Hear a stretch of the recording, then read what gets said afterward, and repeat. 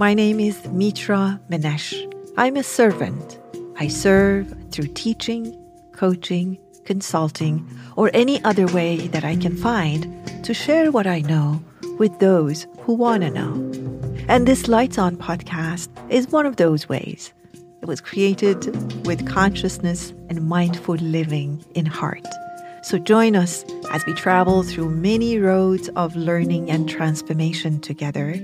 And if you enjoy our podcast, please give us feedback by rating us 5-star and share us with others if you think they may benefit from it. On behalf of my team, I thank you for your presence. This episode is part of a class that I was teaching, and somebody asked a question about the process of conscious grief and grieving. And I think the question was that I lost a loved one around 20 years ago, very suddenly and unexpectedly. And I'm still processing that, and it's very fresh for me. So the discussion around conscious, mindful grief started, and I think it was quite an interesting conversation. Let's take a listen together. So grief is that I'm saying all these things, and it sounds wonderful, and I do believe in everything I say, and I live it. But I have to tell you, when my loved one die, or when they did die, it was extremely difficult because I'm a physical being. There's a lot of I here. I miss them. I wanted them here. I was used to them being here, even when sometimes it didn't work, right? So, then other things get provoked. The guilt comes if I didn't treat them right. If they were good, I'm sorry they left. If they were not good, I'm sorry I didn't dissolve whatever it was. So a lot of things come up. And yes, there is a lot of room for grief. And I think that's very necessary aspect of us experiencing our other people leaving. But the purpose of grief is very important. Some people almost enjoy the process of grieving and they hold on to it. By enjoyment, I don't mean like they have a mental problem, but it becomes very familiar. So if I have suffered all my life, grieving is just a fantastic opportunity to just make it bigger and more dominant in my head. But the question is this for me. Why am I grieving? Okay, because I miss them. Okay, that's fair. I need to grieve that. I need to work with that. True. Why am I grieving? Because I think they're in a bad place. Well, and people, it's very interesting. People say, he was such a good man, but he died. What does that tell you? That tells me that we see it as a punishment. Like death is a punishment. Good people don't die and bad people die. And then imagine I hold that belief or mental habit for my lifetime. And of course, I see a person who I saw as a good person. I don't know what good and bad is, to be honest with you, because it all depends on the person. But say I think this person is good and they've gone. So now I think something unfair has taken place. Because remember, I believed bad people should die. I saw it as a punishment. And now a good person, in my view, has gone. So there's unfairness. I just can't believe it.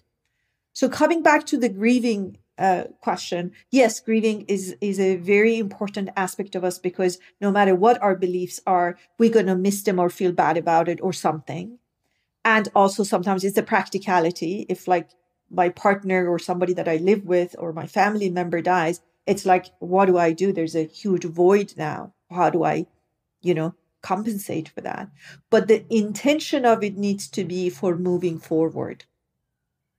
Letting go of the person who has gone.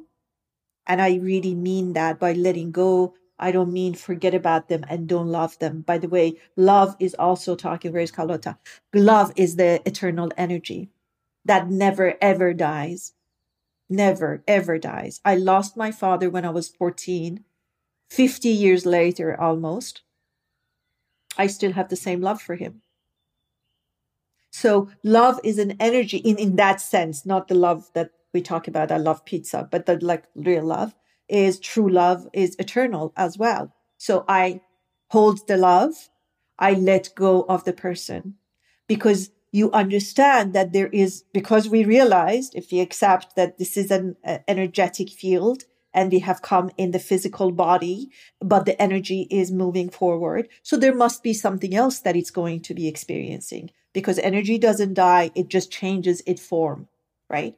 So I'm going to release them so they can have the next good journey and wish them a good journey. Bon voyage is the answer. Do I miss them? Oh, to my bones. Is it hard? Very. Can I move forward? Absolutely. We were built for this. They build us knowing we're going to die and somebody's going to go die first. We were built for this. Somebody's going to die, go first. One night, my brother and I were getting really chummy and we talked about what we should do when the other person dies and all of that. And I told him, I said, sure, I'll do all the things that you want when you're gone. And he said, wait a second. Who said I'm going to go first? I said, I don't know. You said it. He realized, oh my God, this is real serious stuff. I said, well, either I go or you go. We can't go like jump, die together. It does happen, but not that frequently. So you prepare for these things.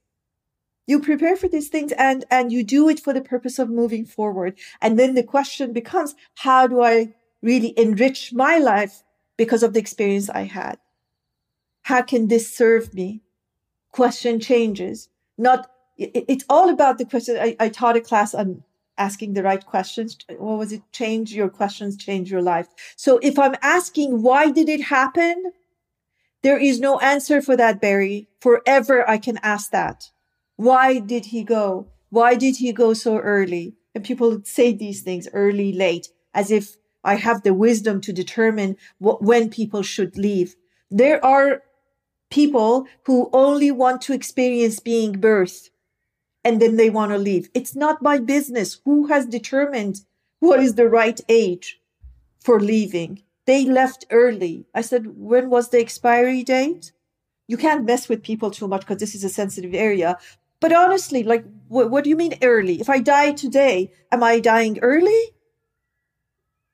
I don't understand. What if I die when I'm 96? Is that early? There is no early or late. We've come to do certain things. There is some agreements there, and there's some decisions beyond maybe our comprehension at this third dimensional life. And it is what it is. I have to respect it. The same way if I dropped you off at the Los Angeles airport when you've come to visit, or let's say you dropped me off because you may not like to go there. As I'm leaving, don't start crying and saying, oh my God, oh, you're leaving. You're not going to be in Los Angeles. Well, please let me move forward. I want to experience Europe. I want to go to Australia. What about New Zealand? There's other things I want to experience. Allow me to go. And people do all these things. And I have their video every morning. One videoer tells me, I said, really? Is yeah, I just have it all the time. I want to talk to this person. It's like, why? This doesn't compensate for the unkindness we have done. This doesn't compensate for the lessons we haven't learned. If anything, let the poor souls go. They obviously left. They wanted to leave. Oh, that's a bad one, I said. I know there will be questions about that. What do you mean want? He didn't want to die. Yes, but there is which him decided to go is important too. Anyways, long answer. Yes, we need to. Absolutely. There's a process for it. There's an end in mind and there's a purpose for it. The purpose is to move forward and grow through this experience and liberate the other person and not hold on to them and make it difficult and challenging for them. Because just as if I was leaving, you come and start crying and saying, oh my God, what am I going to do? You leave. That makes my journey to Europe clunky. It's the same thing when we do all these things and we beg them and we want them back, and which is okay in initial reactive state, of course, but it's not okay if it's sustained after we have come to the center. So, yes, thank you.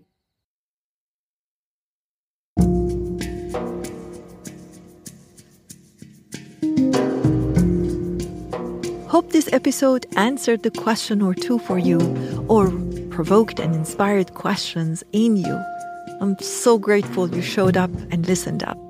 Until the next time, be well and stay curious.